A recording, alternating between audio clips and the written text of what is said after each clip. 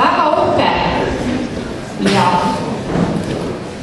Nii, ja kas te seda ka teate, et teie singel Itaka Maria tuli välja jaanuaris 2011. Kas teil on olemas oma singel? Kui ei ole, siis tuleb minna muusikapoodi ja küsida seda. Kõigis hästi varustatud poodidest. Võib-olla juba saab päris soodsale. Ja veel kord aplaus.